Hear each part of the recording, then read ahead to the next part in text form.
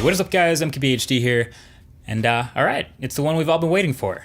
Apple held an event today at their new spaceship campus in the new Steve Jobs Theater to unveil a couple things that may or may not have leaked a little bit beforehand, but that we're excited to finally see in person. So there's a couple low-key smaller announcements before the big one, which was, first of all, the new Apple TV, which now supports 4K and HDR. And we also got to see the new Apple Watch Series 3, which now has a cellular connection and can make and take phone calls. So that's all good stuff and we appreciate that, but what we were really there to see is the new iPhone. And what we got was two new iPhones. We got iPhone 8 and 8 Plus, and we got iPhone 10. Not really sure what 9 would be. Maybe we're just skipping that altogether. That's cool too. So iPhone 8 and 8 Plus are a spec bump to the current iPhone 7 and 7 Plus. So nearly identical design, but it now has the glass back to support Qi wireless charging, which is awesome to see. It has a True Tone display, but the same sizes and resolutions, and a new A11 Bionic chip inside, and some slightly updated 12 megapixel cameras. And it comes in a new rose gold color, which I think is more of like a copper or a faded, like sandblasted kind of look. So bottom line, this is definitely an improvement. It's an upgrade over what we currently have. But even though this is called iPhone 8, this is definitely more iPhone 7S. Let's not get it twisted. But then came the one more thing, and that was iPhone 10. Don't you dare call it iPhone X. It's iPhone 10. So this is the phone that looks like all the dummies and models I was showing you guys earlier this year. And now seeing it in person now, those things are staggeringly accurate.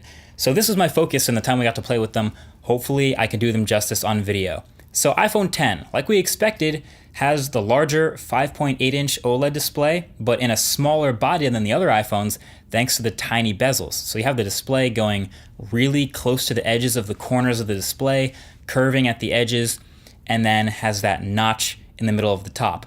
And my main question when playing with those early mock-ups was, how would Apple handle the notch in the display with the rounded corners?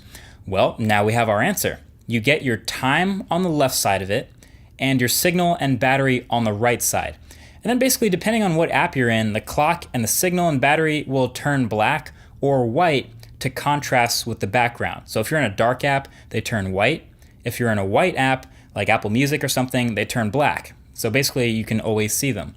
And then certain apps, most of them actually, will go full screen and fill the entire display around the notch, which is really cool. It kind of looks like the Essential phone with a much wider notch. It gives you that immersive look. But then other apps, a couple, maybe watching a video sometimes, you can ignore that top bar and just show a rectangular aspect ratio. But I guess the goal here is definitely to be immersive. So the whole point of the display, filling up the whole front of the phone, is that you can fill it anytime possible. So developers will be on that pretty quickly. So anytime an app can go full screen, it definitely will. And then the other big question was, there's no home button, so how do you go home? Well, the answer is it's a gesture now. So to go home on the iPhone X, it's no longer a button. You swipe up from the bottom of the phone. So basically, anytime you see that bar at the bottom, that represents the home swipe, and you swipe up to go home. And to get to the multitasking panel, you swipe halfway up. So you gotta remember the difference between those two. And then there are 3 different swipe down gestures on this phone. Ready?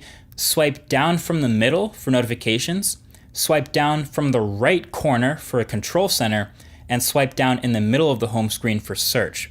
So basically all these operations, interacting with the phone that are now done on the screen, they're all gestures to make that possible. You can even wake the display by just touching it once. It's a lot to get used to, but I'm willing to give it a shot. It's kind of what you get yourself into when you remove all the buttons. And then the big story with this phone is that the front-facing sensors in that big tab up at the top are really advanced, and they kind of have to be because Apple has replaced Touch ID and fingerprints with Face ID and facial recognition. So I didn't get to test this much at all yet, but I definitely plan on it because Apple's made a big deal out of it and a lot of big claims about how reliable it needs to be. 1,000,000 to 1 chance that someone else can get into it with something other than your face. It needs to be really secure because it's literally replacing Touch ID, but that's something I'll have to test for the full review. Now, the last major change on the outside is the new cameras. So yes, the vertical camera orientation is new, and just like I always say, I think it looks better here in real life than it did in the renders. And the iPhone X is rocking those 2 slightly updated 12 megapixel cameras again, and this time they're both optically stabilized. So the telephoto lens should do a bit better, have a better success rate in low light, do better with video, etc. So obviously photo and video quality is another thing that I gotta test when I get it, but one thing you'll notice is Apple is really trying to give some more customization options in their portrait modes. I think that's probably triggered by what Samsung just did with the Note 8. So now when you open the portrait mode on the iPhone, you will get these extra modes that will try to adjust the look of the lighting. So you can go from natural light to studio light to contour light to even stage light, which is really dramatic. And these will all also now work with the front-facing camera as well. So you can do portrait mode with the front-facing camera and mess with all these camera effects on your face, which you know is gonna take your selfie game to the next level. At least I think so. And yeah, you can actually change all this stuff after you've taken the photo as well. So that right there, the front-facing camera improvements, I mean, honestly, is enough reason for some people to consider getting this phone, hilariously enough. So the front-facing camera will also work great with this new feature in iOS called Animojis, which is literally animated emojis. It's like 7 or 8 emojis with faces on them that move as you move. So in case you're ever wondering, what did the fox say? Sorry, that's a terrible joke. But yeah, now in iMessage, you can send short videos with your voice coming from an emoji. It's really good at making people make weird faces, not gonna lie. Yeah, other than that, the rest of what's new with the iPhone X is the same as what's new with iPhone 8. So spec bump to the A11 Bionic chip, so it should have buttery smooth performance. The glass back, of course, enabling Qi wireless charging, which I'm excited to start seeing everywhere now. The OLED display is also now True Tone enabled. And yeah, it's this beautiful new gesture-enabled, fingerprinty slab of glass and metal that will start at $1,000 when it goes on sale in November. Now, are there concerns with it? Yes, absolutely. There's no ProMotion display, which isn't really a concern actually, but the brightness of the OLED panel was in question when the specs were revealed. Nobody got to take this phone outside or anything, but I can already tell my Note 8 display got brighter for what it's worth.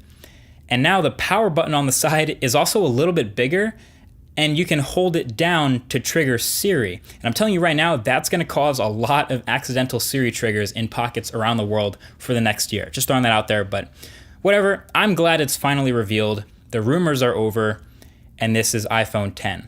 Of course, both these phones, the 10 and the 8 and 8 Plus, will go under the microscope for the full review in the next couple weeks and months. So definitely subscribe already to be the first to see these phones when they come out. But I am liking what I've seen so far. I'm really into the 10. Maybe you are too. Let me know in the comments below. Thanks for watching, and I'll talk to you guys in the next one. Peace.